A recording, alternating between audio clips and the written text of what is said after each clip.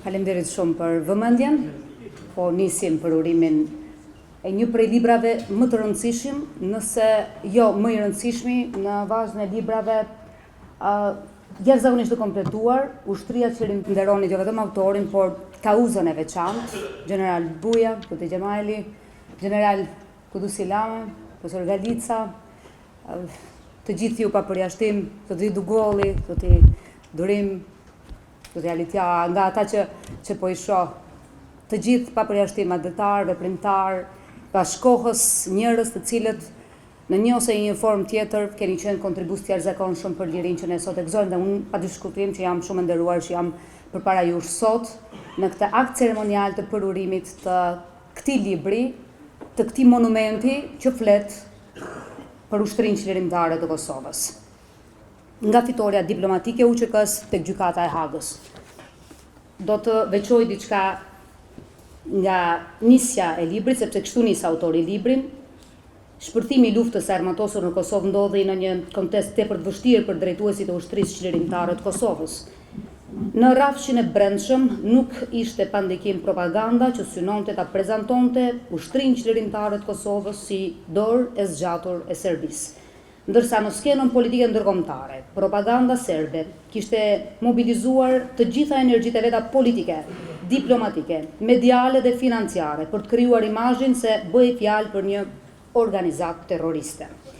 Fatkeqësisht edhe pas dënimit të krimeve monstruoze që kryen forcat serbe në Likoshan dhe në Qirez, kam përshtypjen se gjithëve ju kujtohet kjo, patjetër, më 28 shkurt dhe 1 mars të vitit 1998, si dhe në prekaz më 5-6 e 7 mars të po ati viti, ku vran mbi 80 shqiptar, grupi kontaktit, BE-ja dhe Këshilli i Sigurimit i OKB-s, kishin qëndrim negativ ndaj Ushtrisë Qlirimtare të Kosovës.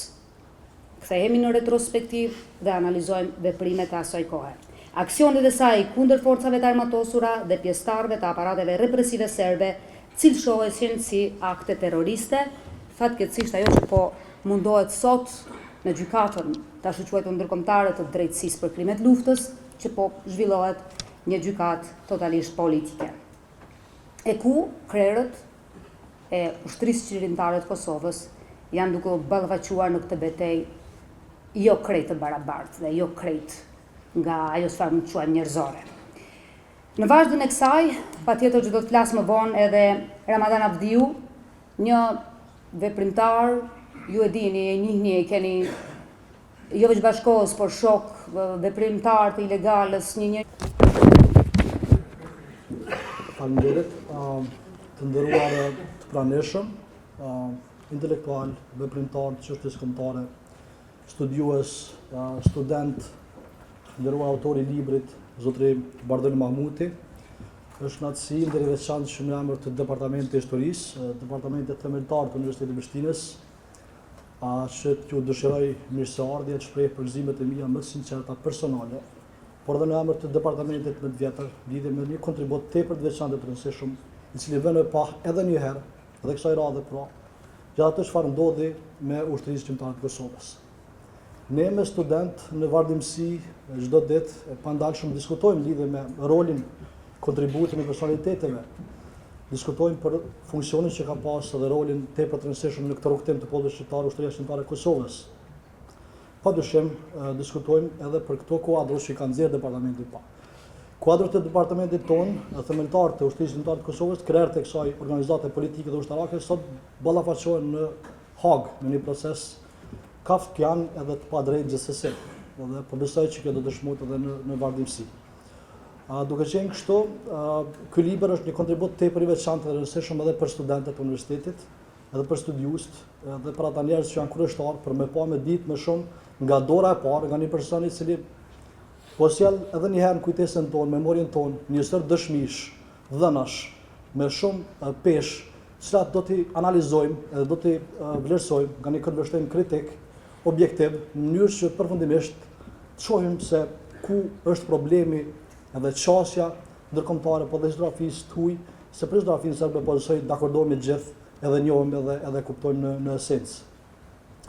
Për fond këtij libri, dëshiroj rrugtim të mbar autorit shëndet edhe shumë sukses, uroj që të kemi edhe vepra tjera, po kaq me peshë rëndësi edhe nga personalitetet tjera, qoftë një vit i mbarë me botime tjera që do të shërbejnë studentëve, studiuesve edhe intelektualëve.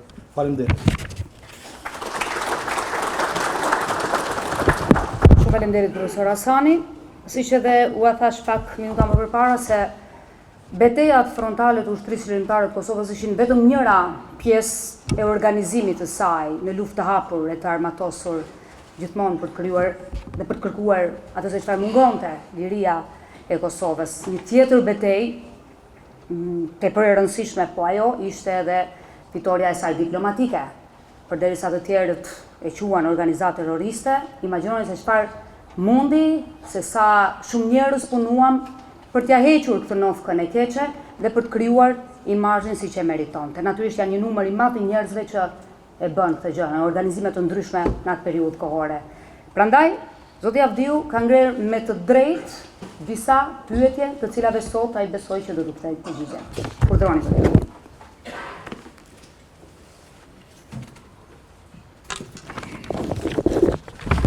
Faleminderit ankesa. Të nderuar të pranishëm,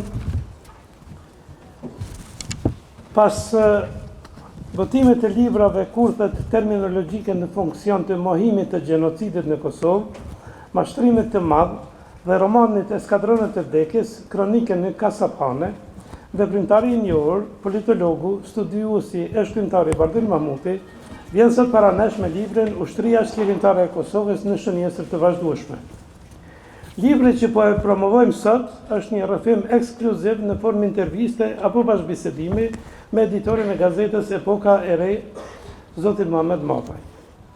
Duke qenë autori drejt për drejt i zhvillimeve politike, ushtarake dhe diplomatike, jo vetëm gjatë periudhës së luftës në Kosovë, autori Bardhyl Mahmuti në mënyrë autentike ndjerr në pa dhe dokumenton një kapitull të rëndësishëm të historisë tonë kombëtare, e mbron atë me argumente të fuqishme dhe me zë të qartë intelektual.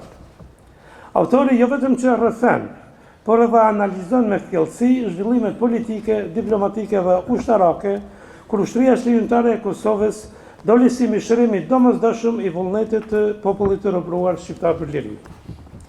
Takimet e zhvilluara në mes të përfaqësuesve politik të Ushtrisë Shkrimtare të Kosovës, me përfaqësuesit e diplomacisë së Shteteve të Bashkuara të Amerikës dhe me diplomatë të vendeve të demokracive perëndimore, ishin uvertyrë e cilësimit të Ushtrisë Shkrimtare të Kosovës si ushtri që lufton kundër një ushtrie tjetër. Në librin Ushtria Shkrimtare e Kosovës në shënjesër të vazhdueshme, do të mund të gjeni pasqyrimin dhe përgjigjet se për cilat takime bëhet fjalë. Si u organizuan ato takime? Cili ishte roli i shtetit shqiptar në organizimin e tyre? Cilat tema u trajtuan gjatë atyre takimeve? Si u shpartalluan shtyllat e propagandës serbe për të prezantuar Ushtrinë Shkrimtare të Kosovës para vendeve demokratike, herë si organizatë marksiste-leniniste e herë si organizatë fundamentaliste islamike? Kush e konsideron si komplot kundër lëvizjes popullore të Kosovës krijimin e drejtorisë politike të UÇK-s? Cilat ishin momentet kryesore gjatë zhvillimit të konferencës ndërkombëtare për Kosovën në Rambouillet? Cili ishte roli i qeverisë së përkohshme gjatë periudhës së përfundimit të luftës në Kosovë dhe pse mungesa e konsenzusit politik e la Kosovën pa institucione kredibile të përkohshme drejtuese? Si e shfrytëzoi Serbia mungesën e aktivitetit diplomatik të Kosovës për të përhapur interpretimin e saj për luftën shkrimtare në Kosovë? Cili ishte roli të ashtu quajturave libra të bardha të shërbimit sekret të Serbisë në përhapjen e imazhit negativ për Ushtrinë Shkrimtare të Kosovës dhe luftën e saj dhe si u sajua gënjeshtra për trafikim organesh njerëzore gjatë luftës së Kosovës? Përse dhe si u mobilizua Carla Del Ponte dhe Dick Marty pas shpalljes së pavarësisë së Kosovës? Kush ishin hartuesit e raportit për të cilin e përvetsoi Dick Marty dhe cila ishte prapavia e tij? Si u sajua shprehja ndërmarrja përbashkët kriminale dhe përse akuza e ngritur kundër Hashim Thaçit, Kadri Veselit, Recep Selimit, Jakub Krasniqit dhe çlirimtarëve të tjerë e vënë në bankën e akuzës dhe luftën çlirimtare të popullit shqiptar të Kosovës. Unë kam theksuar dhe do ta theksoj vazhdimisht se procesi i të ashtu quajturave dhuma të specializuara kundër krerëve të Ushtrisë Shkrimtare të Kosovës është padrejësia e shekullit që bëhet në emër të drejtësisë. Ky libër është më shumë se një dëshmi, është një thirrje për kujtesë kolektive. Në një kohë, kur përpjekjet për të kriminalizuar luftën çlirimtare ende vazhdojnë, ky botim është një mbrojtje së vërtetës, e mbështetur mbi faktet, dokumentet dhe mbi përvojën e aktorëve të drejt për drejt në ngjarjet që kanë përcaktuar fatin tonë si popull. Zoti Bardhyl Mahmuti, me integritetin dhe përkushtimin që e ka karakterizuar gjithmonë, i jep zë këtij realiteti dhe i cili shpesh herë ose heshtet ose shtrembërohet. Dua të përgëzoj nga zemra autore për këtë punë të jashtëzakonshme dhe të falenderoj gjithashtu Zotin Mavraj për rolin e tij në realizimin e kësaj bisede të thellë dhe kuptimplote që tashmë e kemi të botuar edhe si libër. Ky libër është një ftesë për lexuesin që ta njohë të vërtetën, të kuptoj kompleksitetin e asaj periudhe dhe mbi të gjitha të mos lejoj që historia jonë të shkruhet nga ata që nuk e njohin apo qëllimisht të shtrembërojnë atë. Pra është një referencë për studiues dhe të gjithë ata që mëtojnë të dinë historinë e Kosovës në fushshekullin e 20. Shpresojmë dhe këtë e dim që Zoti Bardhyl Mahmuti do ta kemi prapë të pranishëm me botimet e reja që është duke punuar. Faleminderit shumë. Ju përshëndes gjithë, po mos I besoni krejt që ka Alketa se dojmë ka. Keni parashpite që...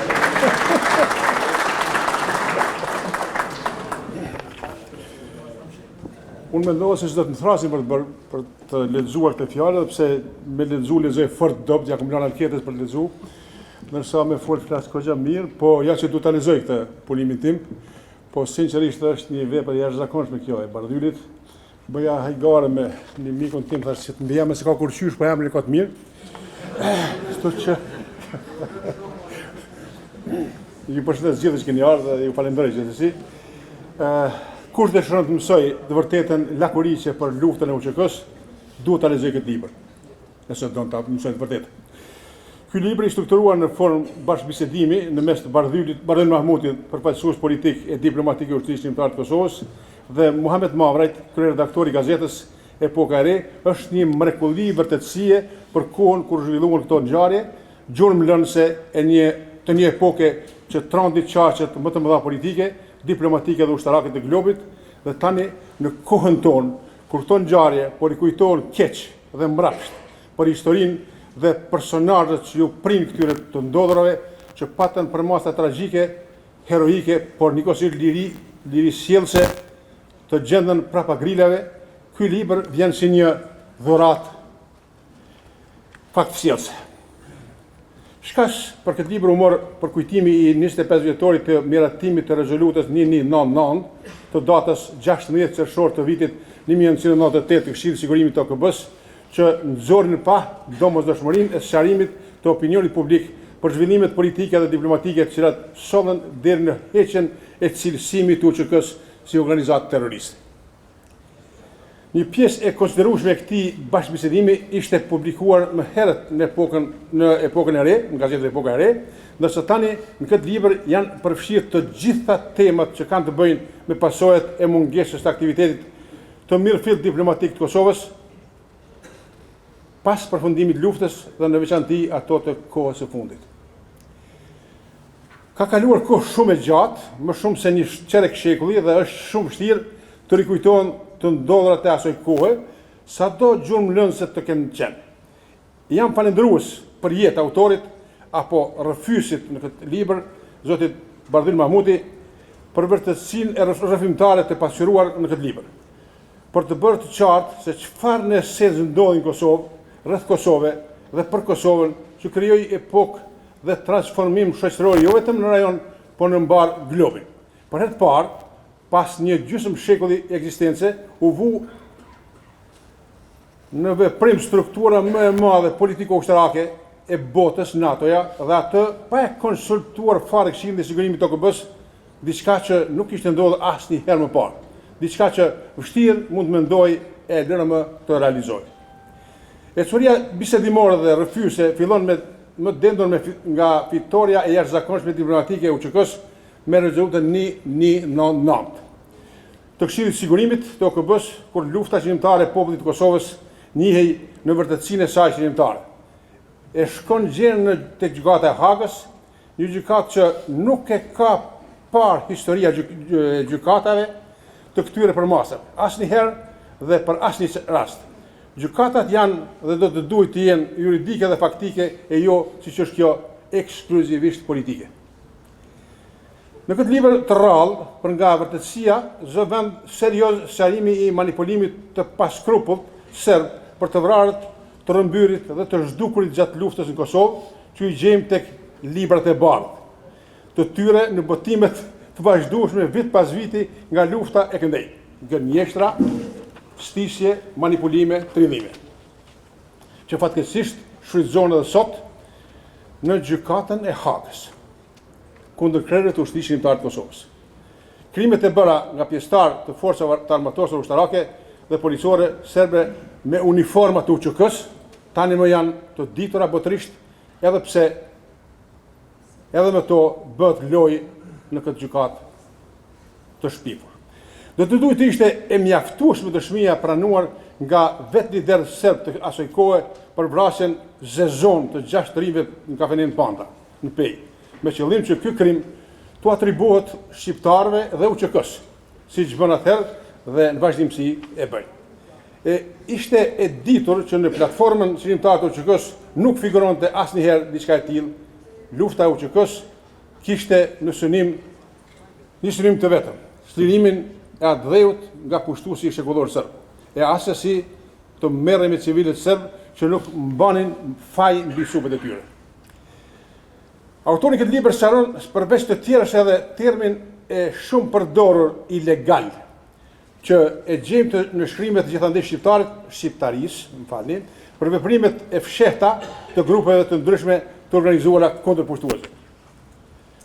Gjen sqarim këtu edhe termi dhe funksioni i drejtorisë politike të shtabit përgjithshëm të UÇK-s, për dykje e qëndrueshme dhe funksionale, bërputhje me rrethanat e kohës dhe për të tjerët term dhe veprim i stisur, andaj këtu e merr sqarimin dhe përgjigjen meritore.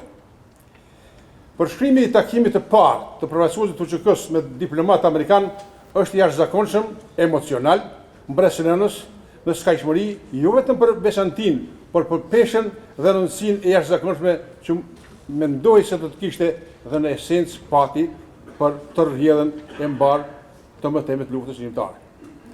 UÇK-ja nuk është organizatë terroriste, por ushtri që lufton kundër një ushtrie tjetër. Kështu tha nga diplomat amerikan të asaj kohe pas këtyre takimeve njohëse dhe sqaruese gjë në fund të luftës tonë shqiptare. Ka qenë e pamundur të shmangë autori një mrekullie tragjike, po e them kështu, siç ishte e ndodhura jo e rastishme dhe tërësisht e veçantë në luftrat kudo në glob, siç ishte ajo e familjes Qashari, të prekazit Drenisës. Sakrifica e tyre e vetëdijshme për atë dhe e liri. Përshkrimi i rrëfyes që i bëhet kësaj qendrese krejtësisht rrallë është po ashtu krejtësisht i rrallë. Serifim do të ishte tërësisht i mangët për të mos flitej këtu edhe për përfundimin e luftës dhe qeverinë e përkohshme, që vjen si rezultat i një marrëdhënie që kishte ndodhur në kështjellën e Rambujes nga vetë delegacioni i Kosovës, që fatkeqësisht nga një pjesë e tij nuk respektua dhe mungesa e këtij konsensusi politik e la të pa institucione drejtuese Kosovën e pas luftës. Po i bi më shkurt, sepse në fakt mund t'ju bezdis. Shpallja e pavarësisë së Republikës Kosovë me 17 shkurt 2008, thot autori, ishte motiv mobilizimi për Carla Del Ponten dhe Dick Martin, veçanti libri autobiografik i Carla Del Pontes për të aktualizuar pretendimin për trafikim të organeve njerëzore gjatë luftës në Kosovë. Elemente këto që i shërbyen Asamblesë Parlamentare Këshillit të Evropës në shtytjen dhe motivimin e rusëve dhe serbëve për të aprovuar raport të veçantë për Kosovën, për të marrë këtë maskaradë shpifse që të vazhdoj të ketë edhe sot pasojat e saj.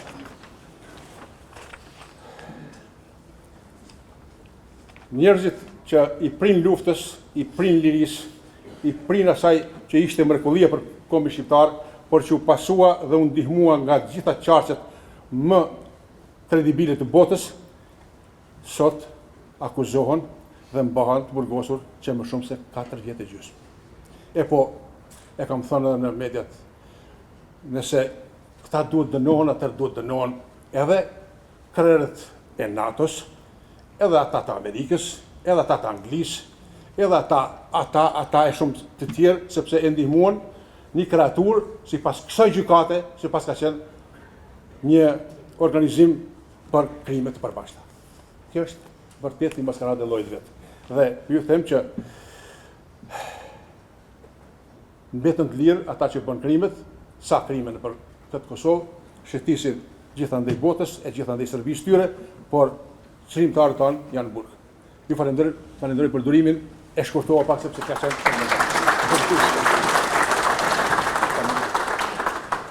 I nderuar veprimtar dhe patriot, njëherët autori disa botimeve me peshë për betejat ushtarake dhe politike të shqiptarëve të Kosovës, zoti Bardhyl Mamuti. Të nderuar veteran të luftës, të burgosur politik, gazetar, publicist, figura të dalluara të artit, kulturës, shkencës, deputet, ushtarak, zonja dhe zotëri. Trajtimi shkencor i zhvillimeve politiko-ushtarake në retrospektiv apo në kontekstin historik nënkupton një çështje komplekse, sidomos në rastet kur botimet në fjalë kanë për autor njerëz të përfshirë në betejë të cilat e transformuan për të mirë jetën e një shoqërie të tërhetë. Në këtë aspekt janë dy faktorë themelor që përbëjnë rrezik për një narrativ të shëndosh shkencore: synimi për protagonizëm politik apo lartësim artificial të krediteve personale, si dhe kurthi emocional ku autorët e sipërthënë mund të rrëshqasin duke kaluar në subjektivizëm të plot gjatë trajtimit të ngjarjes. Mirë po, këto dy elemente nuk duken në narrativën e zotit Bardhyl Mamuti mbi historikun e ushtrisë shkëlqymtare të Kosovës dhe në këtë kontekst ky botim vetëse i pasuron raftet e literaturës. Në mjedisin vendor deri në këtë kohë janë publikuar shumë punime mbi betejë dhe personalitete ushtarake. Janë hedhur në letër kujtime burgu e luftën. Mirë po duket se ka një deficit për sa i takon kontributit të formacionit diplomatik të UÇK-s pa aktivitetin e të cilit vështirë se mund të arrijë objektive për çlirim. Për më tepër, deri tani në opinion publik kanë qarkulluar vetëm informata sporadike, rrëfime me artikulim të pamjaftueshëm ose interpretime të pasakta për ta ngatruar çdo gjë më pas. Prandaj punimi për të cilin diskutohet ndonë se i realizuar në formë interviste të zgjeruar, së pari korrekton ato që mund të ishin thënë gabim, e më pas shton vëllimin e të dhënave duke plotësuar kështu narrativën mbi këtë segment të luftës. Ndërkohë në kuadër të veprës, përmes metodës hulumtuese dhe krahasimtare, autori bën denoncimin e pasaktësive dhe sidomos tendencës manipulative të strukturës shtetërore serbe, e cila ka provuar që ushtarakët të vrarë në betejat i klasifikojë si civil të vrarë nga repartet e armatosura të ushtrisë shkëlqymtare të Kosovës.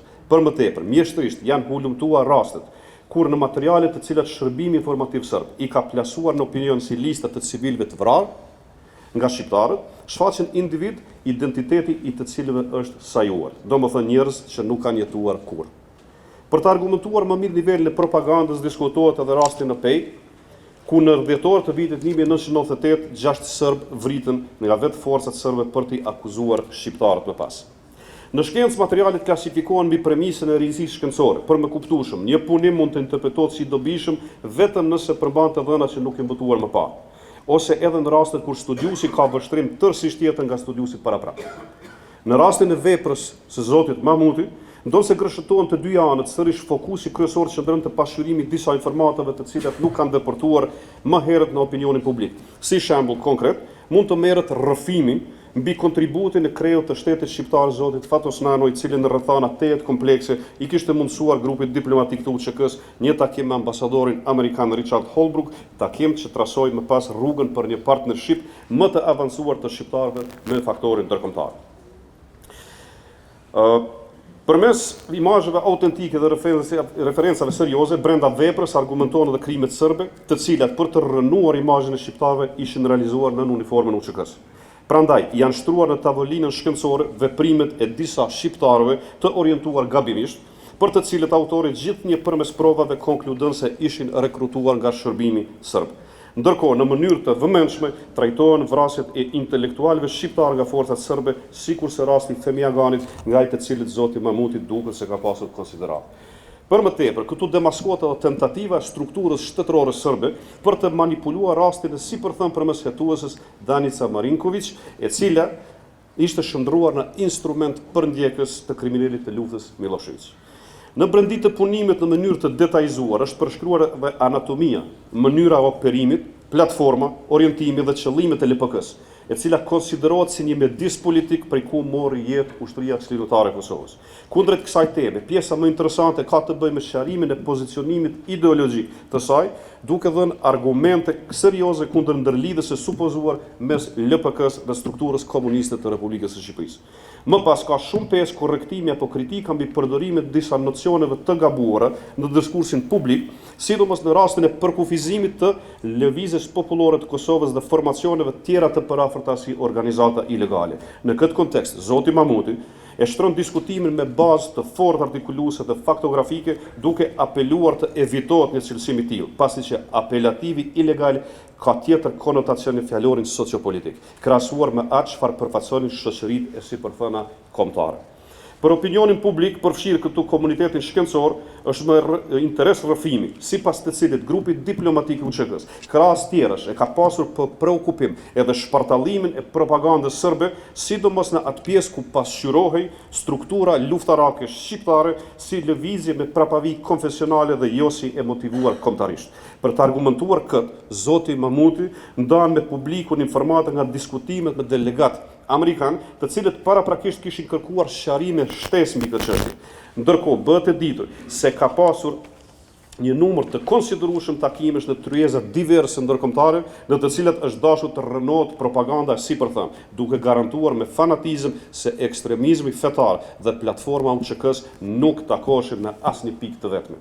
Substanca e këtij botimi pasurohet edhe më tej, sidomos kur trajtohen disa çështje komplekse brenda vetë strukturës së LPK-s, me çast përmbysen disa pretendime dhe korrektohen mjaft informata që pa të zënë vend në diskursin më voshëm politik.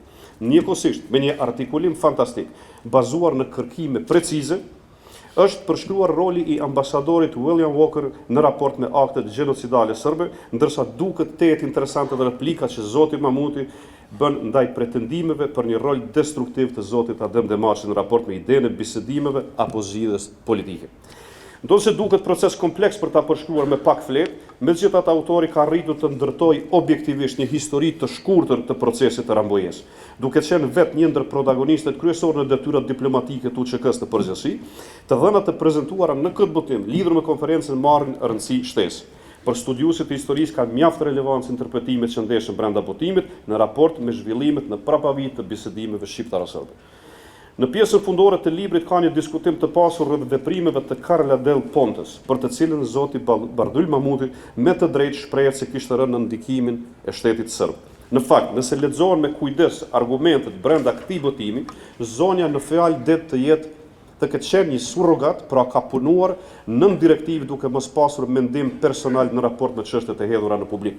Krejt në fund, preken edhe disa tema komplekse juridike, derisa më pas diskutohet për raportin e hartuar nga Dik Malti, me të cilin zoti Bardhyl Mamuti kishte pasur edhe një polemik publik.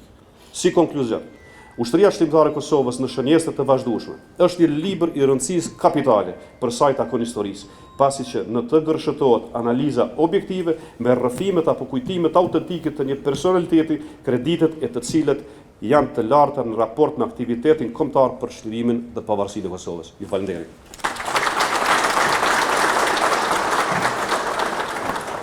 Faleminderit shumë. Vibril Vukaj, më lejoni tani të ftoj përpara jush njeriun ton të shtrenjtë, Bardhyl Mamuti.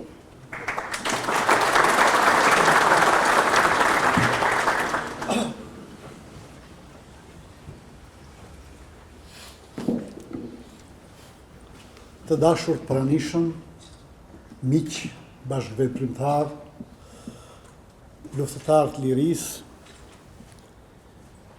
që keni marrë mundin sot të vini në këtë përurim të një pjesë të diplomacisë së Ushtrisë Shqiptare të Kosovës, të asaj pjese ku kam qenë dëshmitar dhe aktori drejt për drejt i atyre ngjarjeve, sepse e kam pa të domosdoshme të nxjerr në opinionin ton publik diçka të cilën kam dash ta mba me veti dhe ta marr edhe në atë botën tjetër. Pse kam dash mos flas dhe nuk kam fol një çerek shekull. Në takimet e para me amerikanët na thanë shqiptarët janë ba në përgjithësi si një shtëpi pa dyre, pa dritare. Çdo gjë që thuhet brenda del për jashta. Nuk janë njerëz që mban fjalën. Dikur shqiptarët kanë qenë njerëz besnik. Ish përmbys shumë shpejt ai konceptimi shqiptari si njeri i fjalës, po kish zënë vend çështja e asaj se shqiptarët janë njerëz që nuk mbajnë fjalën, nxjerrin çdo gjë çka kanë. Duke pa interpretimet ndryshme rreth asaj periudhe, mas një çerek shekulli kanë nxjerrë një pjesë të atyre takimeve më të rëndësishme që kemi zhvilluar me grupin diplomatik dhe më lejoni të përshëndes veçanti Ramadan Avdiun që është pjesë atij grupit diplomatik që është këtu, shoh Bilal Sherifin, atje është Agush Buja, Xhavat Bislimin, është Nufri Lekën, kemi këtu domethënë në ato që kemi bashkë bisedu, është edhe Naim Sadiku në Suedi, veprimtaria e të cilëve nuk është përfshin, domethënë, në këtë libër, për të vetëm në arsye sepse kanë folë në vetën e parë, njëjës. Kanë folë aty ku kam qenë unë dëshmitar. Diplomacia e ushtrisë shqiptare të Kosovës duhet të jetë një vepër ku do përfshihen të gjitha takimet diplomatike, qoftë në Perëndim, qoftë brenda në Kosovë. Të gjitha takimet që i kanë bërë, domethënë, edhe Rambuja, Jakub Krasniqi, Hashim Thaçi, njerëzit që sot fatkeqësisht dhe padrejtisht nuk janë në mesin tonë. Të gjitha takimet kam biseduar edhe me Nufriun veçanti, kam biseduar edhe me Naim Sadikun. Është domosdoshme të nxjerrim të gjitha ato takime që atyre të cilëve vërtet u intereson e vërteta të kenë mundësi të lexojnë nga dora e parë. I nxora sepse shumë kanë pas dëshirë të mohojnë qoftë atë që e përmendi edhe Genci, rolin e Shqipërisë në atë periudhë. Dikush është nis nga këndvështrimi se jo nanën nuk e duan apo atë nuk e duan. Ne e kemi për obligim të vërtetën ta themi ashtu siç është.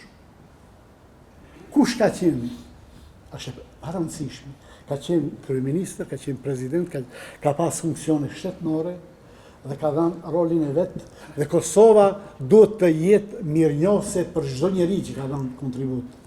Sepse mirënjohjet harrohen, por mos mirënjohja nuk harrohet asnjëherë.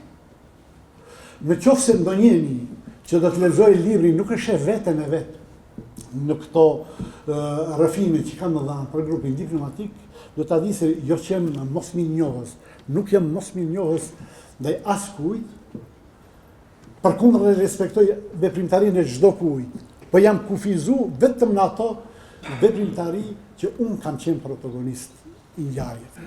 Kjo të jetë e qartë. U përmendi edhe Genci, më thonë, rastin e variablës fetare. Unë gjatë gjithë studimeve të mia sa kam kry fakultetin nuk kam pi alkohol. Se më mundonte, domethënë, një gotë alkohol më kthente për mrapa, kam pas ndërprer. Në takimet me gazetarë dhe diplomatë, çështja e fundamentalizmit islamik shtrohej si çështje thelbësore.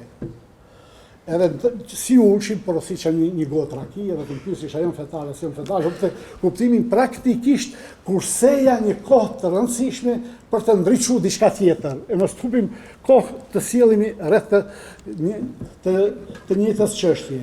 Do t'ua përmendi një rast interesant që kemi pas me Ramadanin, Agush Bujën, ishim në Jashar Saliu, kemi qenë konferencë në Gjenevë.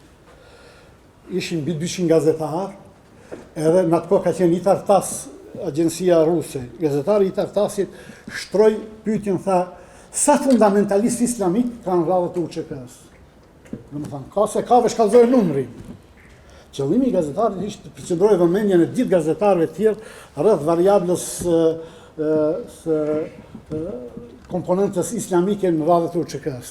Unë e ktheva në atë mënyrë, siç mund, në mënyrën më të mirë të mundshme, thash po, thash, çështja me i thënë është propagandë, nuk shkon mes intelektualëve në parandim, nuk shiten ato gjëra që ndëgjojmë në televizor, jo, ajo është propagandë e Serbisë, është kjo. Duhet të argumentoj. Tash çështja e përfshirjes fesë në luftat në Jugosllavi është thelbësore. Tash edhe kështu një çështje shumë të rëndësishme. Tash ti ndoshta e dish mirë, po për ndonjërin që eventualisht nuk e din, po sqaroj se me bekimin e kishës ortodokse serbe është bën luftë kundër katolikëve sloven mos pari. Me bekimin e kishës ortodokse serbe është bën luftë kundër katolikëve kroatë.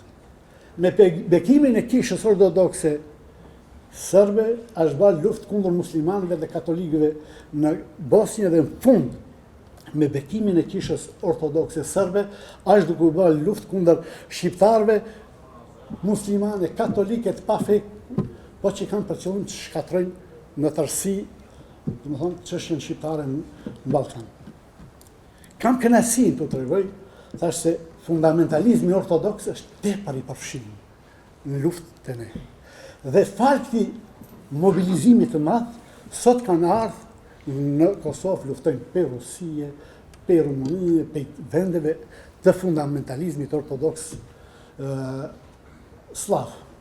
Dhe me kënaqësinë më të madhe, kështu with pleasure që me avec le plus grand plaisir, se kemi edhe Sebastianin këtu, thash tu tregoj se gjatë ofanzivës të fundit kemi vrarë shumë fundamentalistë si ortodoks që kanë ardhur këtë gazetarët të orientuar pikë kanar, çish kanar, si kanar, e zhvendosan atje ku dojshin. Lufta diplomatike ka qenë e vështirë. Jemi, domethënë, të kënaqur që kemi arritë të përmbysim një punë vërtet shumë të madhe. Serbia ka punu me të gjitha qarqet diplomatike në botë që i ka pas, me të gjitha mjetet financiare e të shërbimeve që i ka pas për me kriju imazhin negativ. Ne arritëm ta përmbysim këtë imazh. Në takimin e parë diplomatik tu tregoj kur jemi nis e kemi pas shumë zor. Se i kishim rezolutat e Këshillit, edhe Rambuja i përmendi, të Këshillit Sigurimit, që na cilësojshin si organizatë terroriste. Ishte shansi i parë të shtrojmë platformën në UÇK-s. A do të marrën djathan të majtë, a do të legjitimohemi ndryshe, apo do të mbesim si organizatë terroriste. Është letë të gjykohet një çerek shekulli më vonë, po ishte një përgjegjësi e madhe. Këtu e kam edhe bashkëshortën time Selvetën që më kanë mbështetur gjithë kohën. Po ishte situatë shumë e rëndë në atë kohë, edhe kishte nevojë të shkoj edhe në familjen në Londër udhtoj, me Ramadan Avdiun jemi mbledh banesë tonë, fëmijët i çova te Halit Zëqiri atje, edhe përgatitëm strategjinë se si do të punojmë. Ramadanin ishim të dytë që vinim, unë kisha përfunduar domethënë shkencat politike në Universitetin e Lozanës, Ramadani ishte studenti të njëjtit universitet, të njëjtit fakultet. Banam strategjinë se si të ecim përpara edhe ta shtrojmë këtë punë. Ishte shumë e rëndë. Shumë e rëndë, se nëse do dështonim, nuk kishim gajle personale, nuk ishte çështja çështja ishte se çdo dështim i takimeve tona diplomatike do të paguhej shumë shtrenjtë pe ushtarëve të UÇK-s, atyre që kishin ardhur të luftojnë për çlirimin e vendit. Unë jam një kuadër nga Evropa, shkencat politike, por një gjë ta dini, Bardhyl Mahmutin kërkush nuk e ka thirrë si politolog që ka qenë i Universitetit Lozanës, po falë pushkës e këtyre shokëve që janë këtu, më janë hap dyrat. Dhe unë, bashkë me shokët që jemi këtu, jemi të kënaqur që kemi mund ta respekt për çdo njeri që ka dhënë kontribut për çlirimin e Kosovës. Ju falenderoj. Kemi